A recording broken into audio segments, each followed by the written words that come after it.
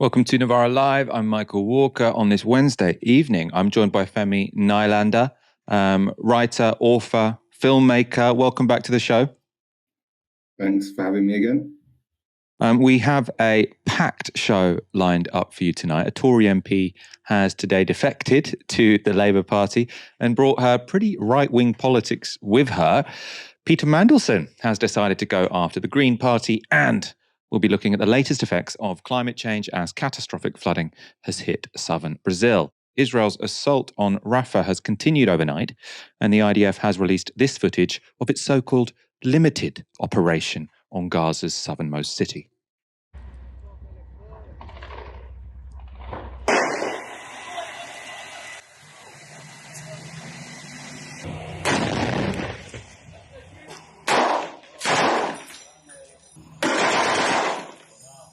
After taking military control of the Rafah crossing, there are signs that Israel's closest allies don't believe the assault will be merely limited. US President Joe Biden has paused his country's shipment of 3,500 bombs to Israel over concerns that Benjamin Netanyahu will use them in a major assault against Rafah. 1,800 of those promised weapons are 2,000-pound bombs. They're enormous munitions that cause extensive damage in built-up areas like Rafah. The New York Times reports this on the pause. One US official said the administration began reviewing arms shipments last month when it became clear that Israel seemed to be reaching a decision on a Rafah operation.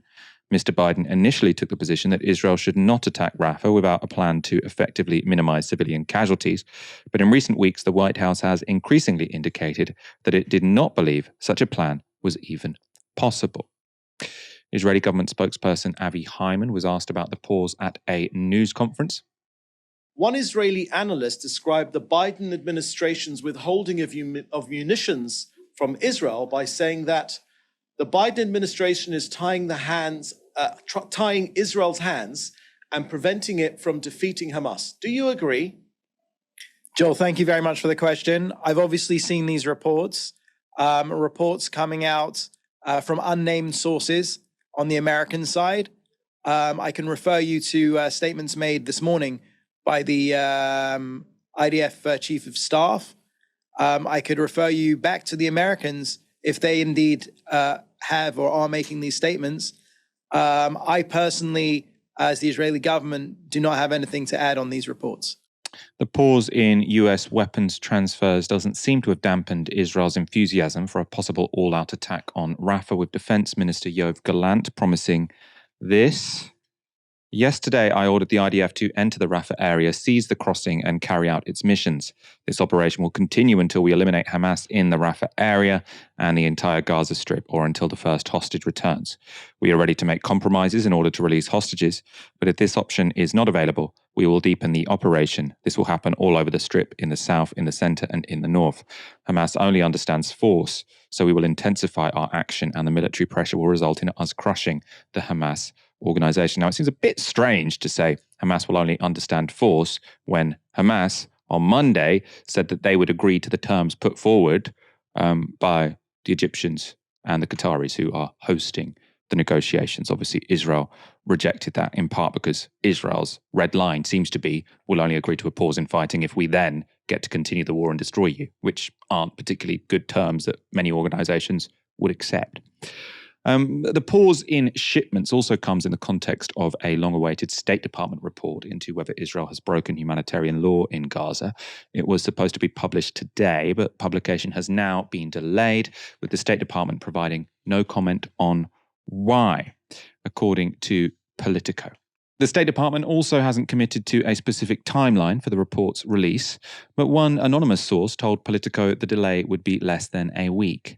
Now, we shouldn't expect too much from that report. It's unlikely to find Israel in serious breach of international law, given that that would implicate the United States in supporting Israel in committing those crimes. It would also have unacceptable consequences for some businesses, with some US industrialists already rubbing their hands at the prospect of Gaza coming under even more Israeli control. The Wall Street Journal has published this piece by American businessman and investor Andy Kessler. In it, Kessler lays out his plan for what he calls Palestinian prosperity, which involves Israel building weapons factories in Gaza and the West Bank. So, marveling at Israel's air defense systems like the Iron Dome and David's Sling, Kessler writes this: Israel should eventually build factories in Gaza and the West Bank to manufacture these systems. There's no better way to turn an enemy into an ally than to give him a job. That may sound far-fetched, but history is on my side. After Germany's surrender in 1945, amid a landscape of destroyed cities, the Marshall Plan helped rebuild Germany into a peaceful ally. The reconstruction of Japan started during occupation under General Douglas MacArthur. We did a pretty good job because, wouldn't you know it, behind China and the US, Japan is third in the world in global manufacturing output. Germany is fourth, Italy seventh. Now, there is a very key difference here, right? Which is, post-war Japan, post-war Germany, success stories. Now, if it had been the case that the Americans and the Allies were trying to kick out ethnic Germans or ethnic Japanese from their homes to replace them with Americans or Brits, right? And that was a continuous process which was going on decade over decade over decade, trying to shrink their political landmass and deny them the ability to govern their own countries, then maybe the post-war Japan and post-war Germany wouldn't have been such success stories, right? If you want to go the whole hog and say, oh, let's make post-war Palestine like Germany and like Japan, well, you're going to have to give them very defined borders, withdraw the Israelis, stop the settlements, because we weren't doing that in any of those countries. Kessler goes on, unbelievably, so he has more to say, this man. So turn Gaza and the West Bank into factory floors, assembling defense systems, although maybe add the explosives elsewhere. Bring great jobs and a middle class to their mostly poor inhabitants. They can even work on Saturdays. That's in contrast to Jewish people who rest on Saturdays. Without handouts from the politicized United Nations. Turn Gaza into Hong Kong, a place of free trade, or Mexico, a neighbor with a cheap but effective labor force. Now, this article reads almost as if it's a parody. So we did have to check, is this, are we being fooled by sort of an offensive, albeit, but is this a parodic article in the Wall Street Journal? This guy appears to be a serious business commentator. And of course, actually, this has sort of been a talking point ever since the start of this war, where sort of people say, oh, Gaza could have been the Singapore on the Mediterranean if only they'd wanted to spend their money on development instead of tunnels. Again, one, they weren't allowed to bring in enough concrete or any of the equipment that would help development come to pass. Also, it's pretty difficult to build a stable, coherent society when you're living under siege and when your people are being denied a nation.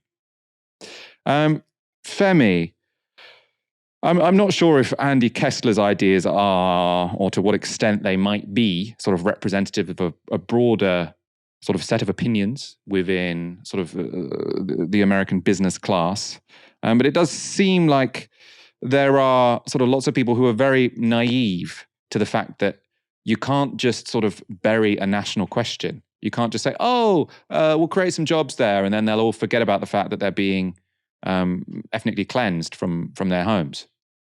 I mean, it's just disingenuous. They don't want Palestinians there. They don't want Palestinians to remain there. They want to push them all out and turn it into part of Israel. So this is just fodder. This is just lies. This is what Israel does. It lies and it lies and it lies and it lies and it lies and it lies.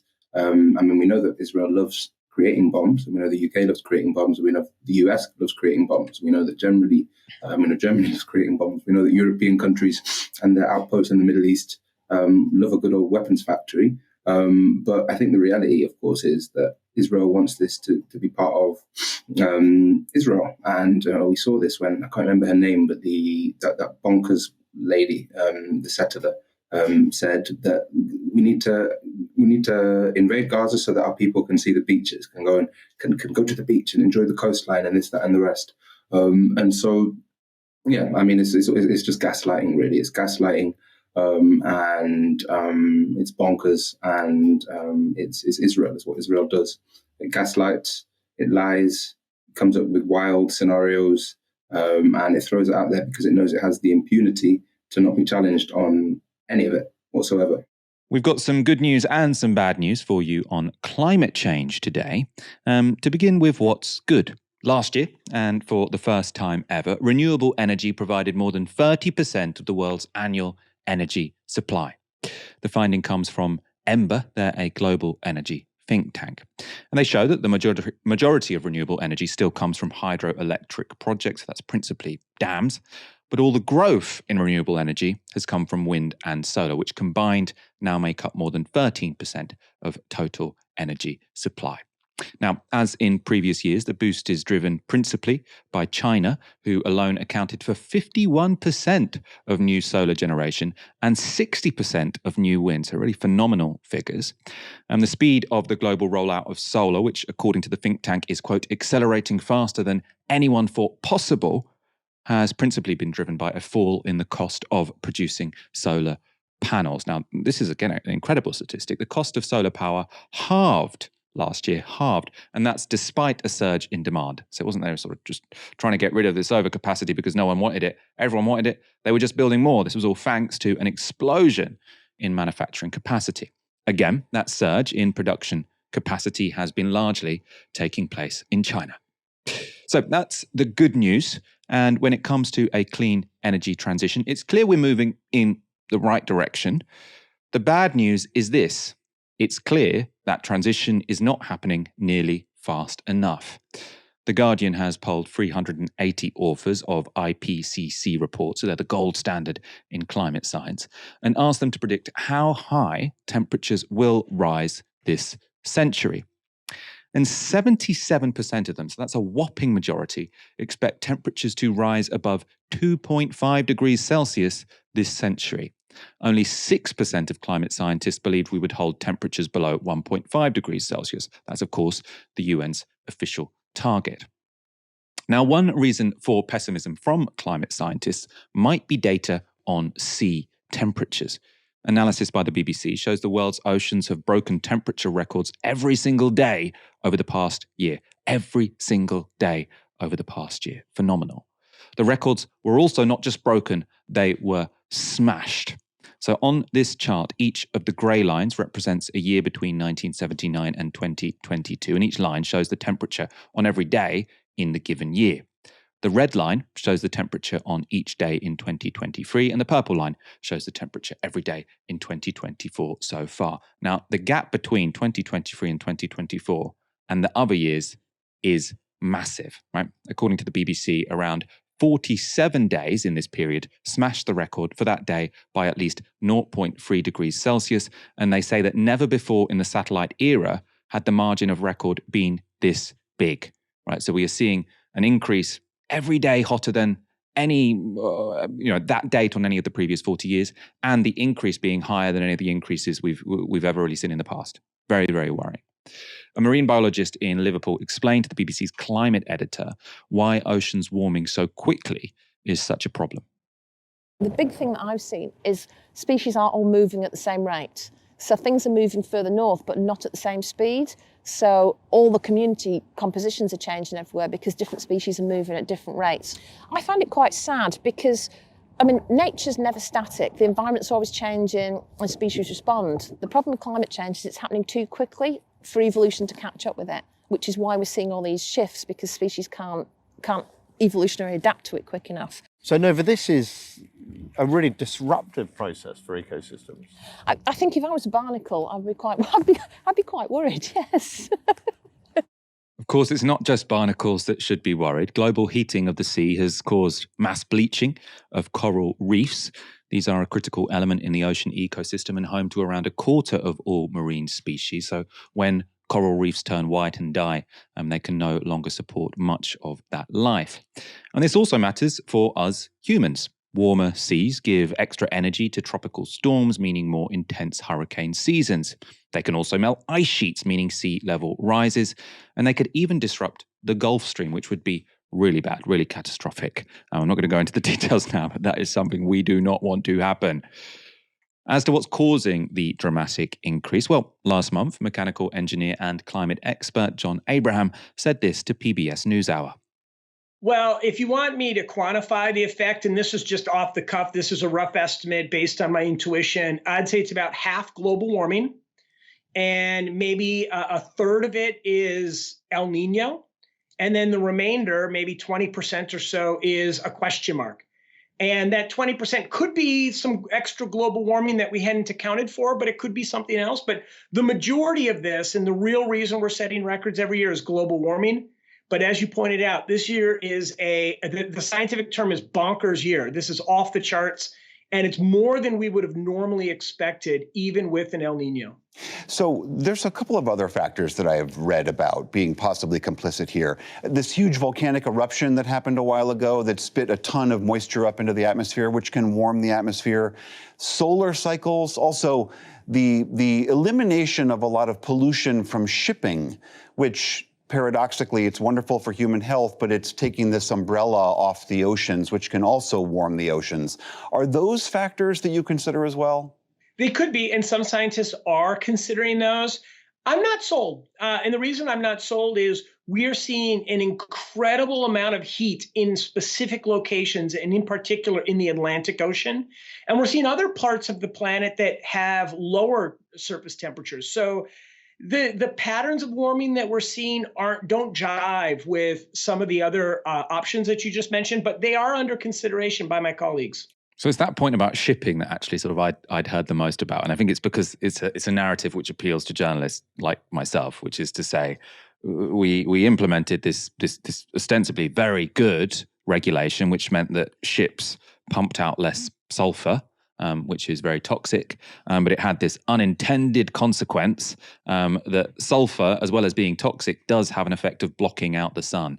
So if you get rid of that form of pollution, actually that increases the heating of the ocean. As I say, that's the one that's been sort of focused on most by, I think, journalists, because it's sort of interesting. Oh, we tried to do something good and something bad ended up happening.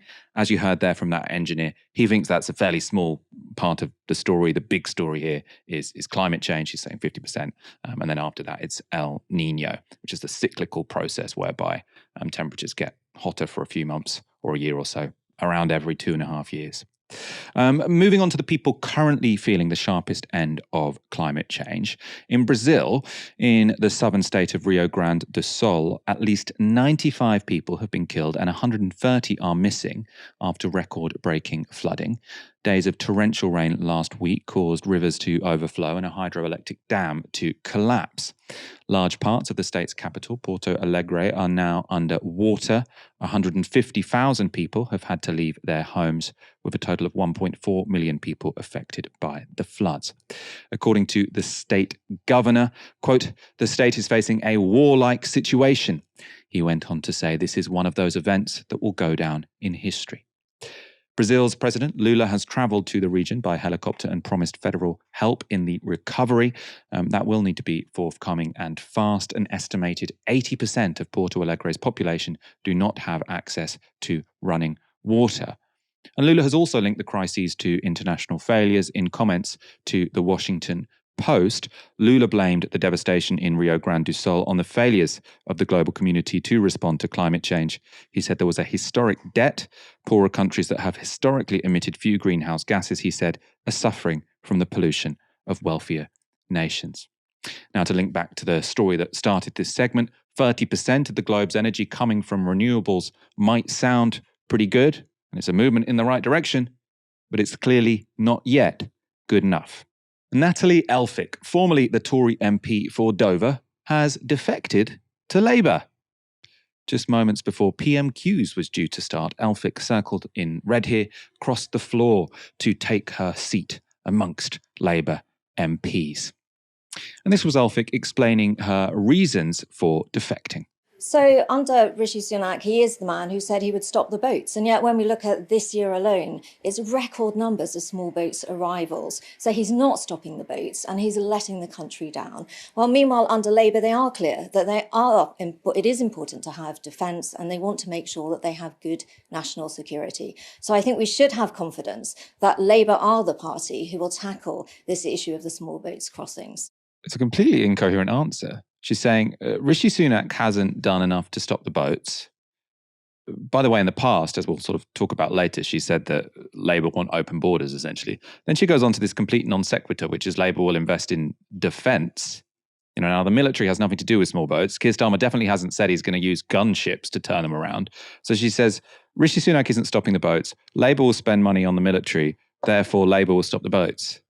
It doesn't make any sense, right? It's completely incoherent. Potentially, this was a somewhat incoherent move.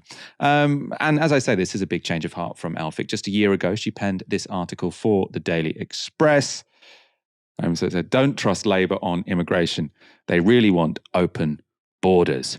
And she said this year needs to be a turning point in our efforts to tackle illegal immigration. Luckily, Keir Starmer, or luckily for Elphicke, Keir Starmer has a very short memory. Speaking about his latest MP, he was gleeful. I'm delighted to welcome Natalie Elphicke to the Labour Party. She's got a strong track record on issues such as housing. She's on the front line when it comes to the crisis of small boats. And the reason that she's given for joining the Labour Party is very, very important, because I think she speaks for very many Tory voters in saying that the Tory party has changed. It's left the centre ground.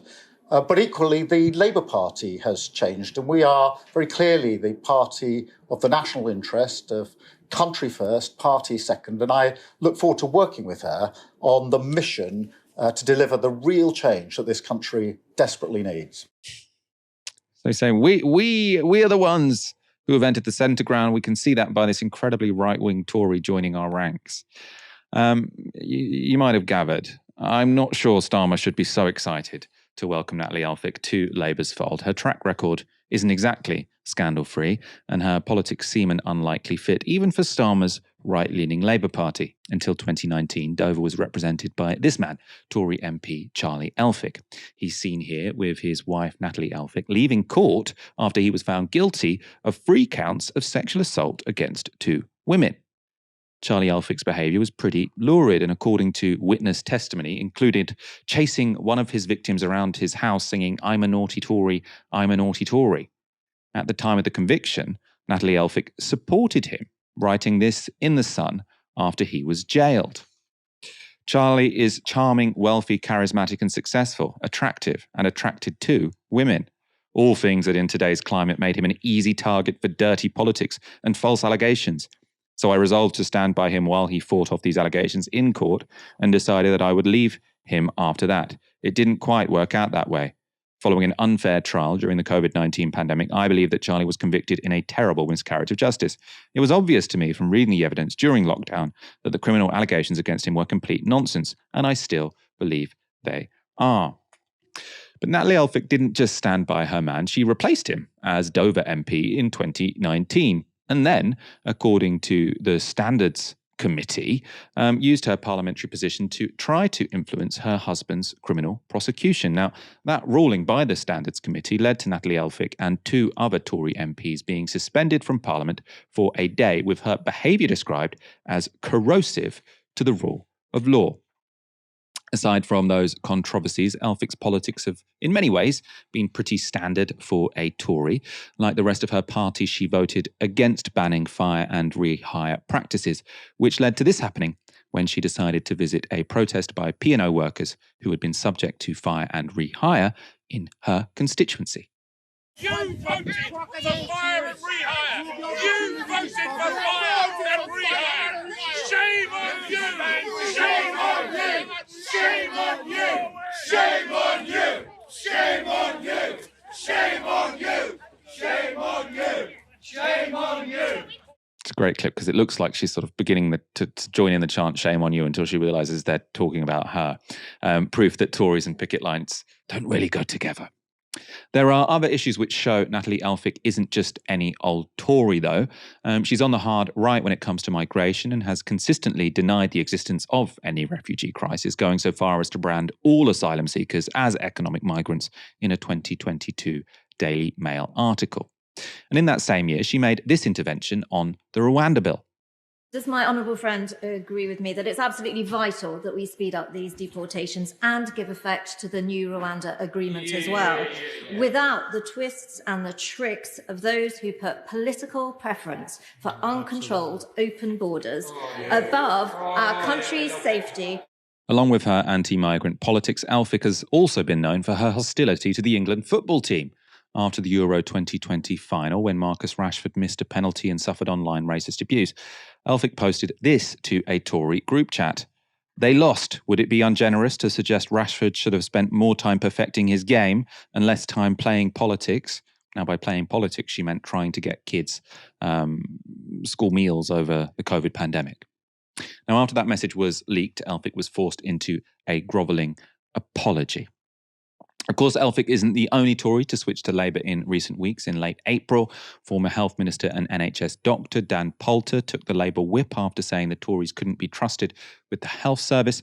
The One Nation Tory who tended to the left of the party said he wouldn't be standing in the next general election, but would like to stay on as an advisor to Labour on health policy. Like Poulter, Elphicke has also said she'll be standing down as an MP at the next election. That means this move is all about messaging. But while one can see the obvious PR advantage of a moderate Tory doctor defecting to Labour, it's harder to see how it adds up for a hard-right Tory with a history of defending a sex offender. Femi, Labour doesn't let just anyone sit as a Labour MP. Diane Abbott and Jeremy Corbyn are still, of course, sitting as independents. Natalie Elphicke makes the grade, though. What do you make of it? I think here is where sometimes we have to be a bit self-critical and think back and think kind of what brought us here. Because if we move back a few years, what do we see within Labour? We see something to basically set the ground for Labour's support of this genocide today. We see a purging of many of the real leftists in the Labour Party. We see the scapegoating of many of these people as anti-Semites, and I mean we saw that with Jackie Walker. We saw that with a number of individuals, and we saw that with Jeremy Corbyn in many ways. And many of us made mistakes. I mean, I know that Ash herself called Jackie a crank, and I would say that, well, look, the real cranks are the people who are now coming into the new Labour Party, as it is constituted now as a party which has always had a genocidal slant to it. I mean, it's always been a party that is part of a country which is a colonial country, but it's always had elements as well which are good and have helped set up institutions like the NHS and this, that, and the rest. And so this shift to the right in the Labour Party, to the point in which it is becoming kind of an open, is basically becoming Tory light, which has existed since the days of Blair, of course, but has accelerated itself somewhat now and has kind of led to a new swathe of, so to speak, Blairite politics, well, genocidal politics, is inextricably linked, of course, to the fact that people such as David Mensa, who was the replacement for Elon Levy as spokesman for Israel's genocidal horrific crimes and chief liar and propagandist to the UK public on behalf of Israel, were part of the Labour Party. He was, I believe, he was head of Labour Friends of Israel. That was a little bit earlier than this, and so I think Labour Party has been on a slow decline. But I do think that now that Labour is openly supporting genocide, openly supporting the starvation of children, openly supporting. I mean, we saw Emily Thornberry this morning. And as I say, Ash did do well against Emily Thornberry this morning and brought her out. So it's not an unleveled attack, but it is an acknowledgement that the ideas that were being kind of bandied around there, that the Labour Party had an endemic problem with anti-Semitism, were basically, in many ways, a witch hunt to drive out some of the people who were anti-Zionists from the party. And anti-Zionists generally tend to be the kind of people who do not like the murder of children, who do not like colonial projects, who do not like years and years and years of ethnic cleansing, who do not like destruction and death and blowing up tents with tanks, as we've seen in Rafah today. And so generally, they tend to be people whose politics also align with other actual leftist positions of equality and justice and life and fairness. And so when you purge your party of anti-Zionists on false accusations of anti-Semitism, then your party will realign itself as a party that will then eventually be welcome ground for any old racist or Tory to join, I think. mean, do you really think those things are causal? I mean, I understand people disagree on how the anti-Semitism row in Labour was handled, but I mean, the fact that Jeremy Corbyn lost, then Keir Starmer won, doesn't seem to me to have that much to do with people's sort of positions on, any one person's disciplinary case between the years of 2015 and 2019. I think there's probably a sort of bigger story here. I don't know. How would you respond? Of course, it's not literally a causal thing. It's just one example of the environment. I mean, there were plenty. The idea was that the Labour Party was endemic with anti-Semitism. I mean, Andrew Neil asked Aaron, why is the Labour Party endemic with anti-Semitism? And Aaron agreed the Labour Party is endemic with anti-Semitism. The environment of the Labour Party supposedly being this kind of anti-Semitic hellhole, when on the other side of the pond you've got people like Boris Johnson being elected Prime Minister after saying that black people are pickaninnies with watermelon smiles. It's ludicrous, the idea that you can focus on the Labour Party as being specifically anti-Semitic and more anti-Semitic than other parties, whereas the actual parties who are massively racist. And I mean, look at Nigel Farage's history as an anti-Semite. The guy was walking around in school doing Nazi salutes. And we can see that now. Anyone can see that now, because I go to protest, and as soon as I mention anything against Israel, I'm screamed at anti-Semite. I went to a protest. I went to a Palestine protest in London, and I on the way there, I saw the Israeli counter-protest. So I went in, I started shouting 1, 2, 3, 4, occupation no more, 5, 6, 7, 8. Israel is a terrorist state in the middle of all these Zionists. And the first thing that came out of the mouths was anti-Semite, and they ran at me, they rushed me, and the police grabbed me and said, "Well, what are you doing here?" This, that, and the rest. And so it's obvious to anyone now that this anti-Semitism, the extent to which this anti-Semitism accusation has been leveled against people, has always been and has helped to set the ground for a genocidal campaign. Of course, anti-Semitism is a problem if people are anti-Semitic, but the idea that it's a problem that's bigger than anti-black racism, the idea that had Jeremy Corbyn at the height of his premiership accepted a donation from someone who said they wanted to shoot Margaret Hodge, and she, looking at her, made him want to hate all Jewish women, and that would have been accepted. No, but that's what happened with Diane Abbott, right? So the double standards are clear, and the reality is clear. And it might not be, I'm not saying it's causal that one person making a single remark led to this. I'm saying that environment where, as you said it yourself, Jeremy Corbyn lost, Keir Starmer won, Keir Starmer's leader. Keir Starmer is the one who is now being a duplicitous little slime ball and lying and justifying the starvation of children and flip-flopping on every single policy he has ever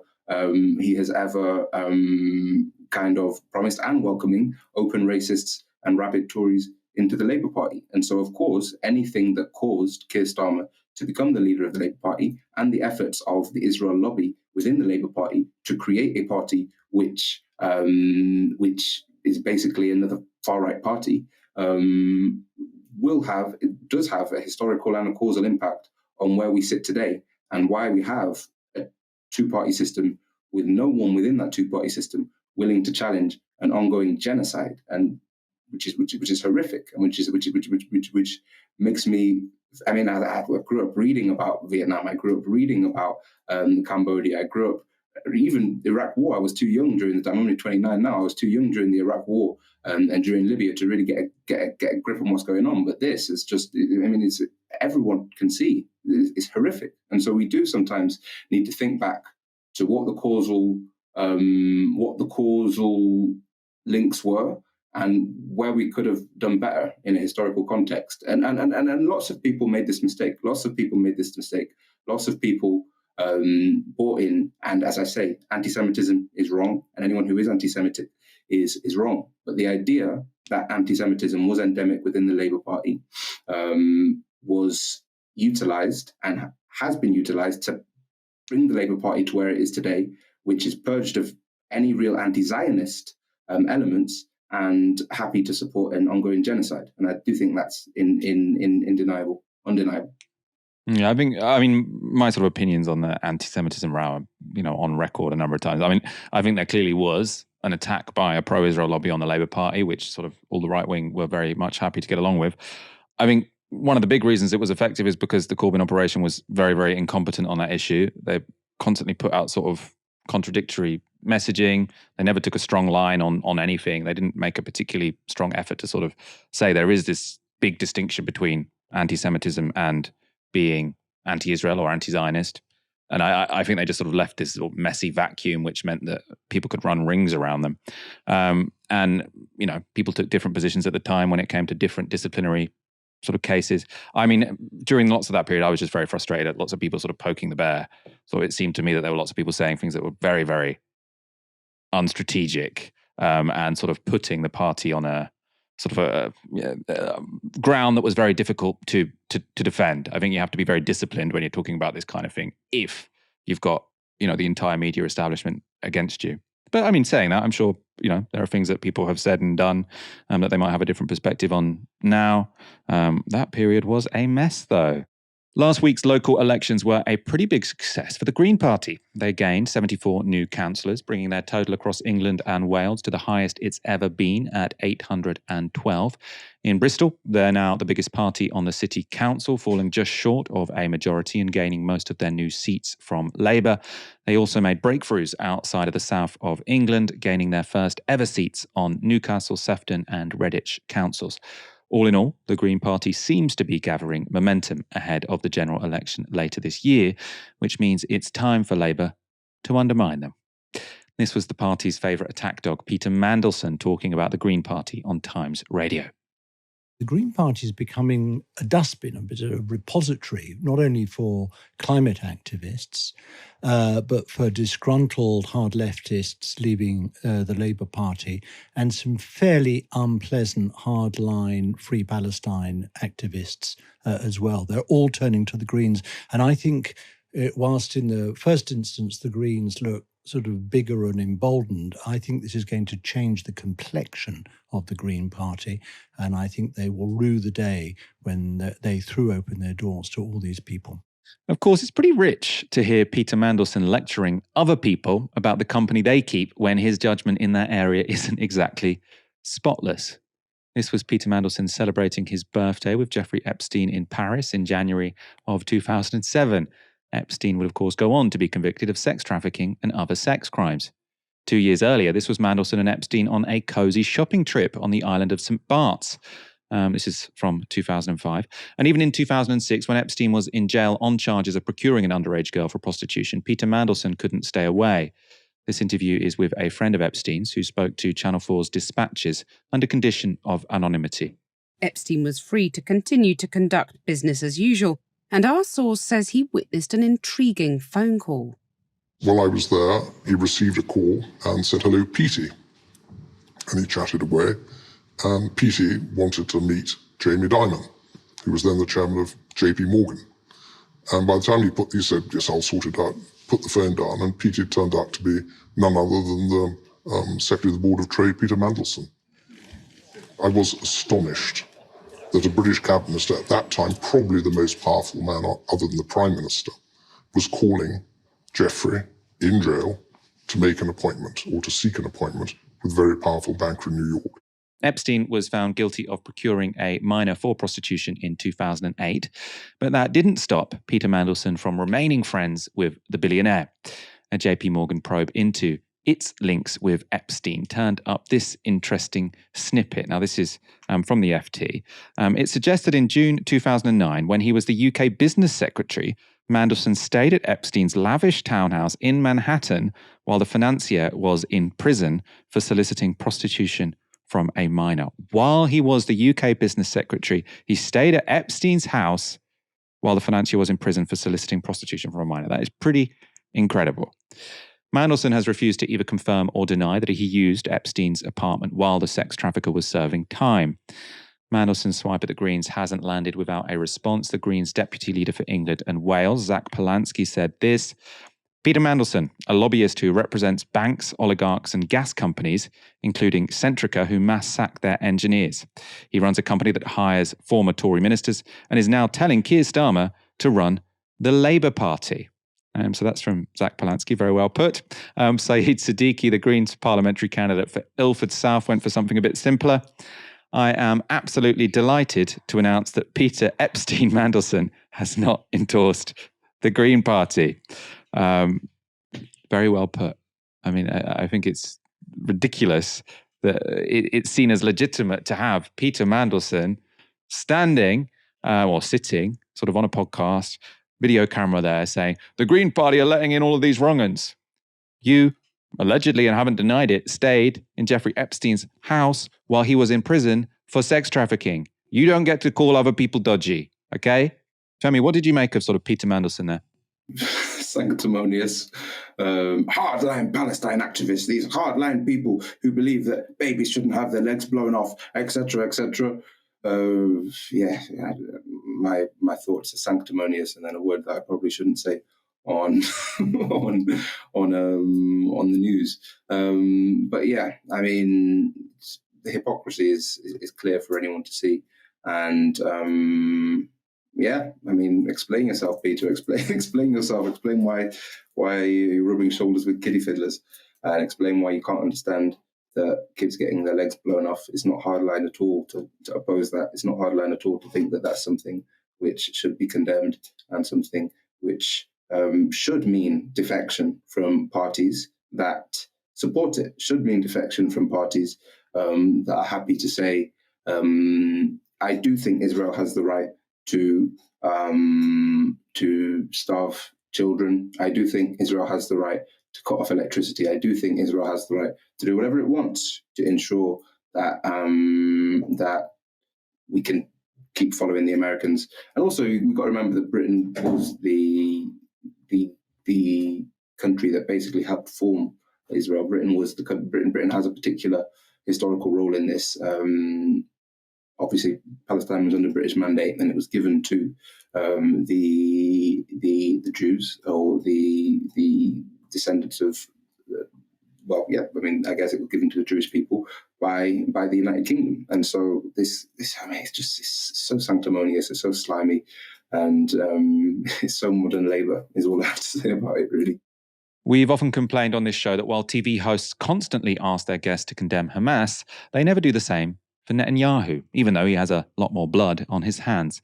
Well, finally, Nick Ferrari has deployed that question. Watch how Labour's Jonathan Ashworth responds. I obviously condemn Hamas.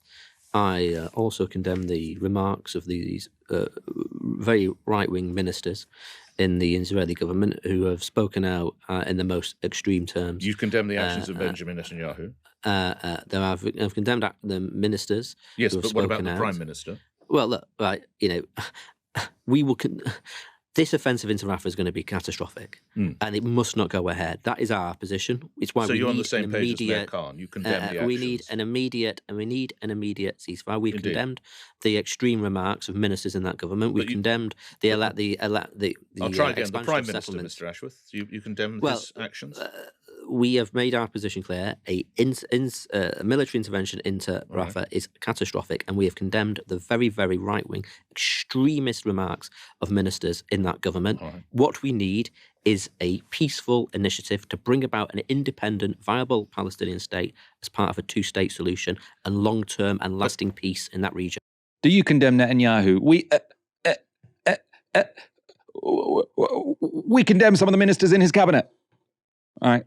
Well, he says at the end there, he wants to do whatever's necessary to get a two-state solution. You know who has said publicly, very openly, that he will do everything in his power to stop a two-state solution coming to pass. In fact, sort of making that the raison d'etre of his political career, Benjamin Netanyahu, right? Why can you not condemn that guy? Sort of think about the corollary if this were Hamas and that was a Labour politician and that was Nick Ferrari. If Nick Ferrari said, well, you condemn Hamas, and you said, well, I condemn the killing of innocent civilians, say. You think he'd let him get away with that? Now, to be fair to Nick Ferrari, he did keep asking the question. I thought it was incredibly pathetic from Jonathan Ashworth. This idea, right, you got a war where 14,000 kids have been killed. And the only thing you're really willing to condemn is some things that some members of the cabinet have said, right? The problem with what Israel are doing isn't what some cabinet minister is saying. It's what the government and the army are doing, which is conducting a genocidal war. He's saying, look, we're very clear, we're very strong on this. We need to do whatever is necessary to get a two-state solution. And to do that, we're going to give a really easy ride to the Prime Minister, who has no intention of implementing a two-state solution, does everything in his power to block it, and then carries out a genocidal war, killing 14,000 kids. Let's look at Nick Ferrari have another go. Don't they deserve equal condemnation, the ministers and the Prime Minister? Lastly. We have, as I say, I've condemned ministers in that government and the remarks that they're making. I've condemned expansion of settlement. Why stop at the door of Benjamin Netanyahu? Well, because I've condemned the actions that are taking place in terms of settlements in the West Bank.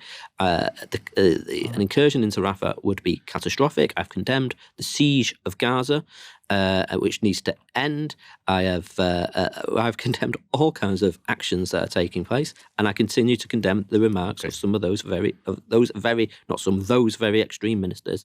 Reminds me of another sort of conversation that's often had, because people say, it's not anti-Semitic to criticize the Israeli government. I criticize the Israeli government, but it is anti-Semitic to criticize Israel. Now, he seems to be taking it one step further, which is to say, obviously we're not going to criticize Israel, but we're also not going to criticize the Israeli government. We're just going to criticize a few policies and some tweets by far-right members of the cabinet. Sort of, we wouldn't go so far as to condemn the Israeli government. We'll just condemn a couple of ministers for what they've said, and then a couple of actions which we're not that happy about, but we're not going to do anything to stop.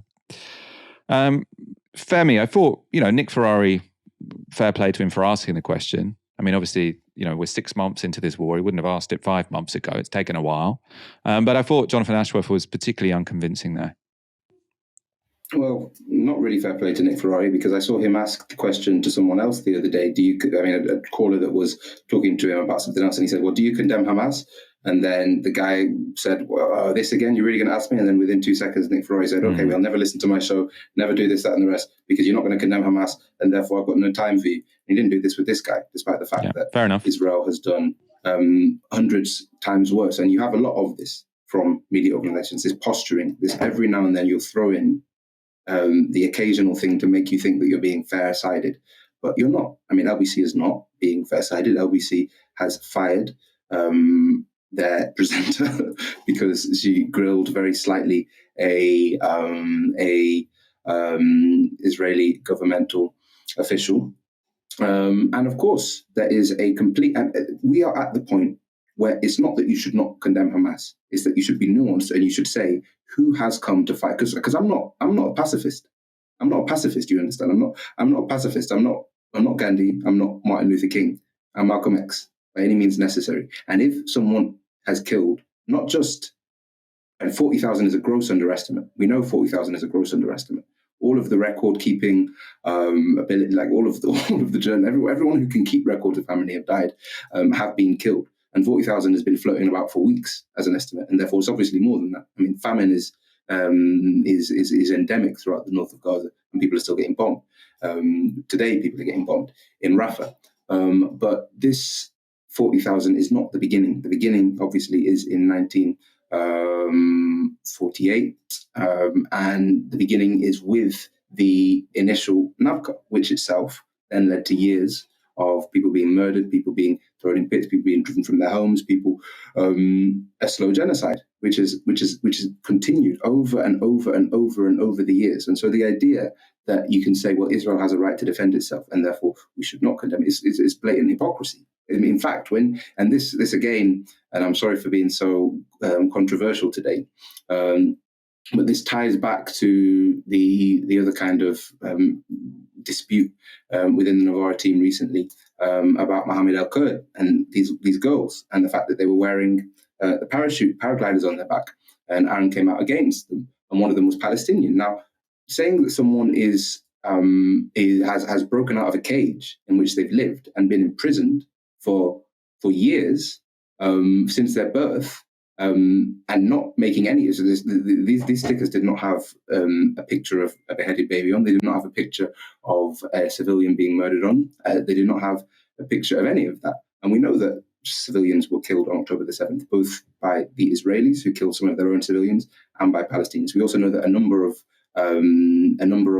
IDF soldiers both current and previous, who are considered militants and who have been continually engaging in a genocide against the Palestinian people, including the people in Gaza, were killed as well. But it is not equivalent. If you're saying to say IDF, if you're saying IDF soldiers, both present and previous, you are talking about every Israeli citizen, because they have to do military service, right? So this drives back to the point that I mentioned last time. I was like, okay, so Hamas doesn't actively, Gazans, the Palestine doesn't actively take every one of its citizens and say, you were going to recruit you into Hamas and put a target on your back. Israel does.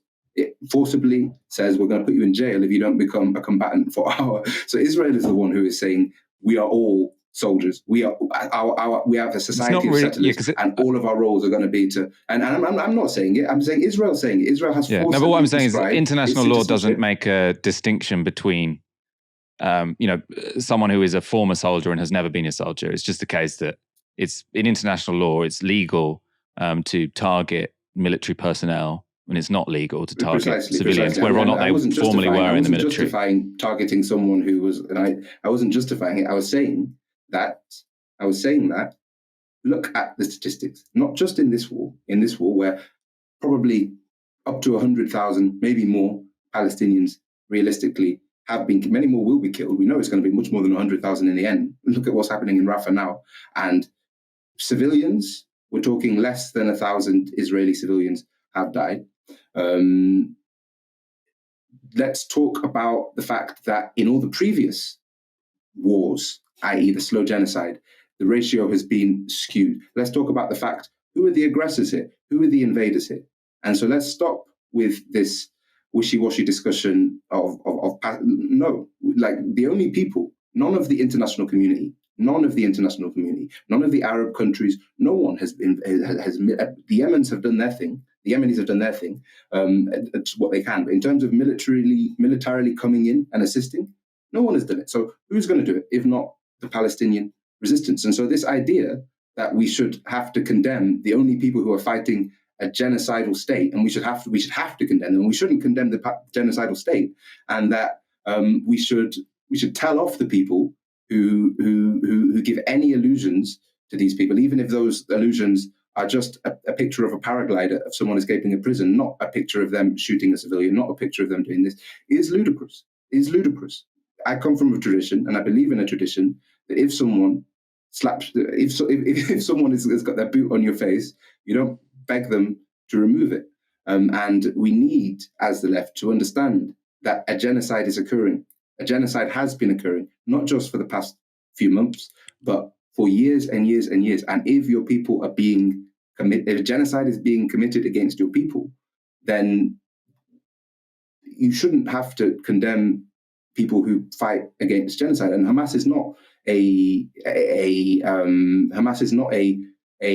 ideal, perfect organization. And many people have their criticisms of Hamas. But for the UK media to say Israel has the right to exist when asked if they're going to condemn Israel, but say that Hamas is awful terrorists, this, that, and the rest. I think Israel has the right to exist. Doesn't have the right to exist, has the right to exist. Just as New Zealand has the right to exist, Australia has the right to exist, the United States of America has the right to exist. And what I mean by that is... Do you think the United States of America should stop existing? I mean, what's the argument? I think the United States of America has the right to exist. I didn't say it should stop existing. I think logistically, It would be stupid to say it should stop existing. But I do think it is a settler colony built on the death and genocide of the Native American people and the mass enslavement of Africans, and is currently supporting a genocide, and is currently supporting a number of other genocides around the world, including in the Congo, through large multinational companies. And therefore, it definitely doesn't have any right to exist. Will the United States stop existing tomorrow? No, it's a huge power with massive this, that, and the rest. It'll probably stop existing tomorrow in its current form. The demographic changes of the United States of America mean that all these people scared about white genocide, well, okay, fine. America is going to change demographically. But no country has a right to exist. Right? There's this motto, what is it? It's might is right. Might is right. Well, might is white. Right? Might is white here. The white people, like the Europeans. Well, I mean, I think 50% of the Israeli population aren't of European descent or of Yes, Arab and descent. they're the ones who are they the ones in are they the ones we talk look at the cabinet. We've got Ben Gvir, I think it's always been the Europeans Iraqi, who are sort of in political control. It's always been the Europeans who dominate Israeli society. But actually, I don't think it's the Europeans that necessarily vote for the right. I mean, the majority of Israeli Jews are Middle Eastern, and the majority of them, vote for parties that seem to want to do genocide in Palestine. The ones in power are the ones who have come from Poland, the ones who have come from the United States of America, the ones in power are the ones who look like Netanyahu. I mean, a lot of the Arab Jews are seen as cannon fodder. I mean, the Ethiopian Jews were sterilized. They brought them and they sterilized them so they couldn't have kids. They're like, fine, we'll bring you, but you're definitely not having kids because we don't want you here. We don't want your progeny here. So how are you going to sterilize black people and then tell me you're not a society with ingrained white supremacy?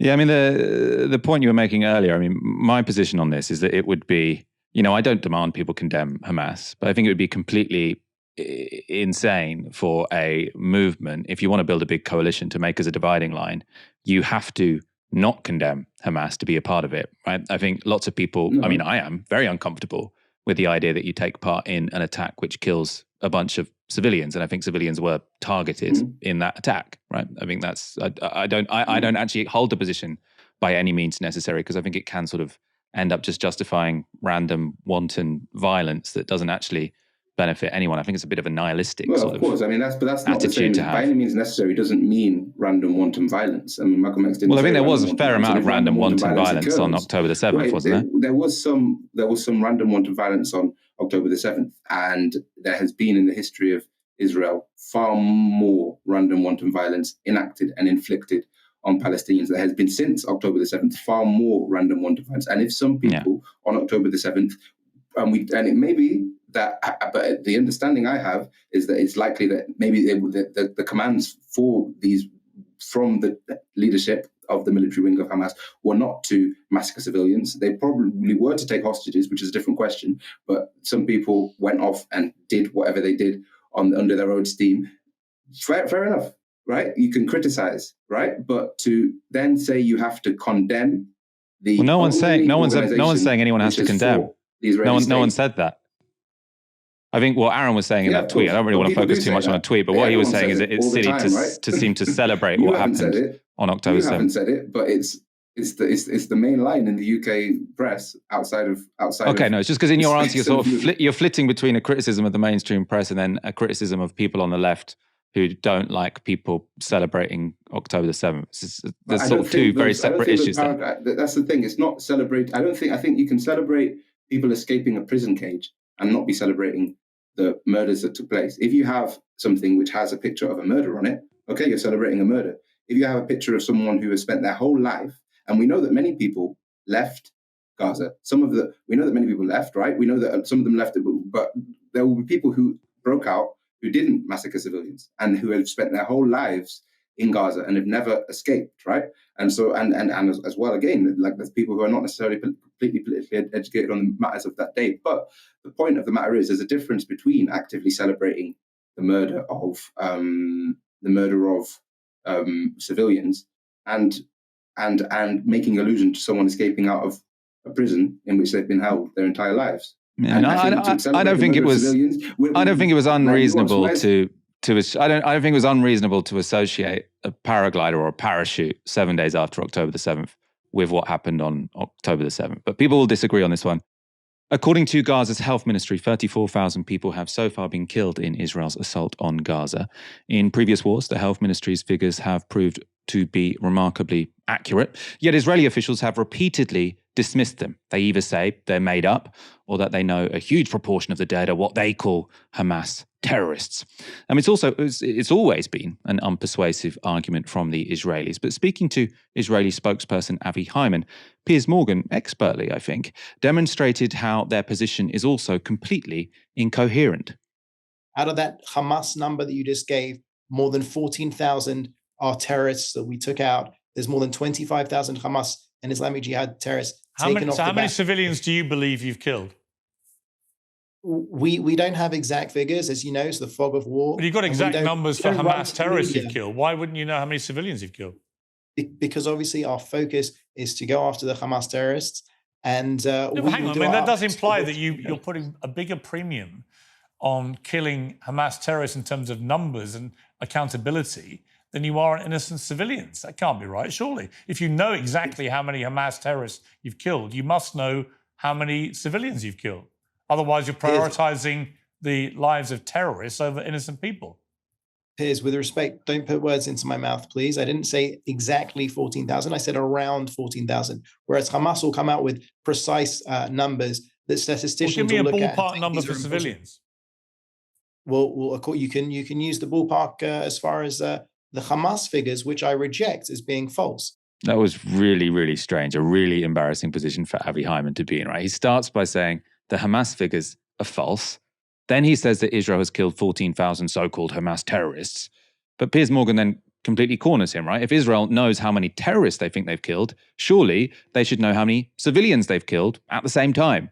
And Hyman then appears to tell Piers Morgan that to work out that, he should just use the Hamas figures, even though he says they're false. It doesn't make any sense, completely incoherent. Let's go back to the clip as Piers Morgan didn't let Hyman get away with that line. Well, if they're false, why would you give me those? I gave you the numbers that I had. No, you've told me you know how many Hamas terrorists you've killed, but you don't seem to have any idea how many civilians you've killed. I'm just bemused. Why wouldn't you keep count of both? I don't have that information to give you, Piers. If I did, I would. You literally no idea how many civilians you've been killing. I can tell you definitively that our aim is to go after Hamas. No, We've done it successfully. I'm sorry to push you on this. That's quite extraordinary. You're an official spokesman for the Israeli government, and you have no idea how many civilians you've killed. I thought you just told me that you were particularly careful about not killing civilians. But if you don't know how many you've killed, how can you say that with any certainty? Because even if you were to go by a ratio of the Hamas figures, we would still be far ahead of any Western army. That wasn't my question. You know it wasn't my question. I don't have the information. Well, you literally have no idea how many civilians you've killed. It's not that I don't know. I'm not authorized to give the information. I don't have the information. That's complete nonsense. Why are you authorized to give me the number of terrorists you've killed, but not the number of civilians? I don't understand.